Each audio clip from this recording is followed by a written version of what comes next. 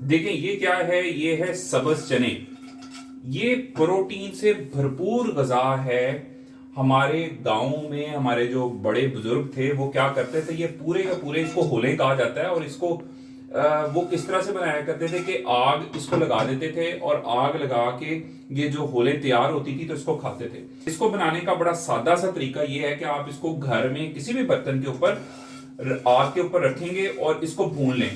अच्छा, ये इसमें कोई गैर जरूरी गैर सेहतमंद चिकनाई नहीं है, आपको प्रोटीन का जबरदस्त सोर्स मिलेगा, आपके पट्ठों के खिंचाव के लिए जबरदस्त चीज है। फिर इसमें फाइबर जबरदस्त है, आपके हाजमे के लिए बहुत अच्छा है, कब्ज का मसला है, बदहजमी, गैस का मसला है, उसके लिए सब्ज चने बेहतरीन चीज है। इसके अलावा इसमें मैग्नीशियम होता है, पोटाशियम मौजूद है जो आपके ब्लड प्रेशर को कंट्रोल करने के लिए बेहतरीन है। शुगर के मरीजों के लिए भी ये बेहतरीन है। वो क्यों?